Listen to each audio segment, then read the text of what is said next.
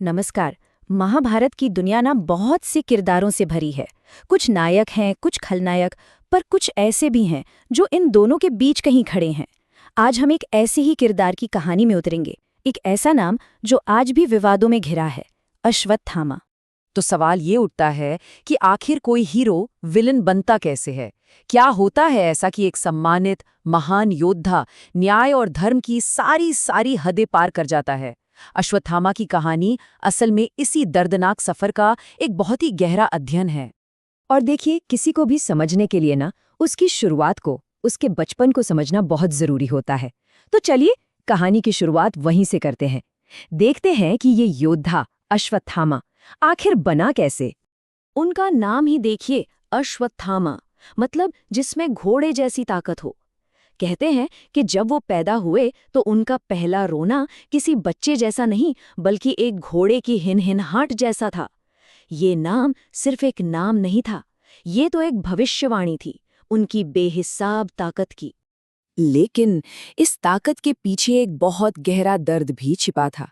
उनके बचपन में उनके पिता गुरु द्रोणाचार्य इतने गरीब थे, सोचिए इतने गरीब, कि अश्वत्थामा को दूध तक नसीब नहीं हुआ। उन्हें दूध बताकर पानी में मिला चावल का आटा पिलाया जाता था। और जब दूसरे बच्चों ने इसका मजाक उड़ाया ना, वो अपमान, वो छल उनके मन में एक ऐसा घाव बन गया जो कभी भरा ही नहीं। तो अब आते हैं कहानी के उस हिस्से पर जहां अश्वत्थामा का असली किरदार, उनका असली कॉम्प्लेक्स कैरेक्टर सामने आता है। एक विरोधाभासी नायक, मतलब एक तरफ तो सब उनके हुनर की, उनके शौर्य की तारीफ करते थे, पर दूसरी तरफ उनके स्वभाव की बुराई भी होती थी। लेकिन इन सब के बावजूद कई बार उन्होंने ऐसी ईमानदारी दिखाई कि सब हैरान रह गए। और ये विरोधाभास देखे कितना बड़ा है। एक तरफ हैं भीष्म पितामह, जो कहते हैं कि अश्वत्थामा को तो अपनी जान बहुत प्यारी है, वो तो लड़ाई से भागता है। और दूसरी तरफ वही अश्वत्थामा हैं जो भरी सभा में अपने राजा दुर्योधन के अधर्म के खिलाफ आवाज उठा देता है। तो असली अश्वत्थामा कौन था? एक डरपोक योद्धा या फिर सच बोलने वाला एक साहसी इंसान? ये जो शब्द है ना, ये खुद अश्वत्थामा के हैं। और ये उन्होंने किसी और से नहीं, सीधे दुर्योधन ने मुंह पर कहे थे। जरा सोचिए, ये शब्द उनकी हिम्मत को, उनके अंदर के न्याय को दिखाते हैं। वो सिर्फ एक लड़ने वाले सिपाही नहीं थे, वो एक ऐसे इंसान थे जो सत्ता के सामने भी सच बोलने से नहीं डरते थे। देखिए, हर किसी की जिंदगी में ना कुछ ऐसे पल आते हैं जो सब कुछ बदल देते हैं, जो इंसान के उसूलों को, उसकी अच्छाई को हिलाकर रख देते हैं। अश्वत्थामा की जिंदगी में ऐसे एक नहीं बल्कि दो बड़े मोड़ आए। दो ऐसी घटनाएं हुई जिन्होंने उनके अंदर बदले की आग को हमेशा के लिए जला दिया। पहला और सबसे गहरा जख्म, उनके पिता द्रोणाचार्य की धोखे से हत्या। सोचिए, जब खुद धर्मराज युधिष्ठिर ने ये झूठ बोला कि अश्वत्थामा मारा गया, तो द्रोण ने दुख में अपने हथियार नीचे रख दिए और ठीक उसी पल निहत्थे गुरु पर धृष्टद्युम्न ने वार कर दिया, उनका सिर धड़ से अलग कर दिया। ये धर्म के नाम पर सबसे बड़ा अधर्म था, और इसी एक पल ने अश्वत्थामा का धर्म पर से भरोसा ही तोड़ दिया। अब पिता की मौत के गुस्से में टूटे हुए अश्वत्थामा ने बदला लेने की पहली कोशिश की। उन्होंने चला दिया नारायणास्त्र, एक ऐसा दिव्यास्त्र जिसके आगे कोई टिक नहीं सकता था। लेकिन यहां भी कृष्ण की सूझबूझ काम आई। उन्होंने सबसे कहा, अपने हथियार फेंक दो और जमीन पर लेट जाओ।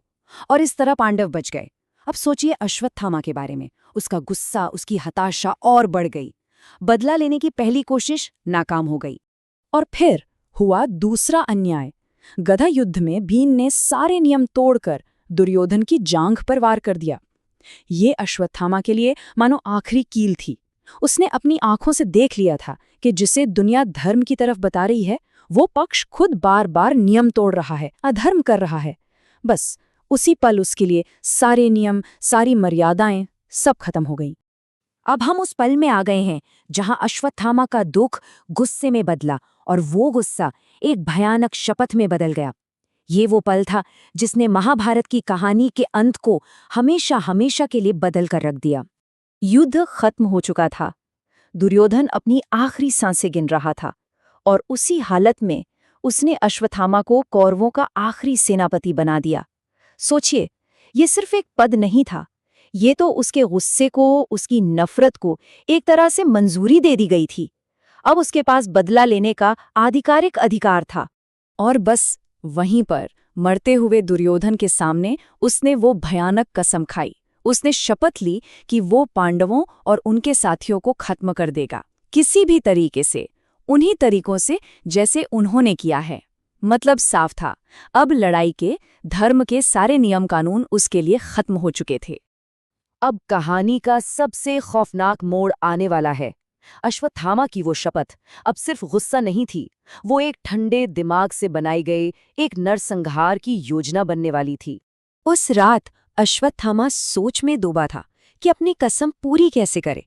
तभी उसकी नजर एक बरगद के पेड़ पर गए। वहां एक अकेला उल्लू सोए हुए कौओं के झुंड पर हमला कर रहा था, चुपके से एक एक करके सबको मार रहा था। और उसी खौफनाक मंजर को देखकर अश्वत्थामा को अपना रास्ता मिल गया।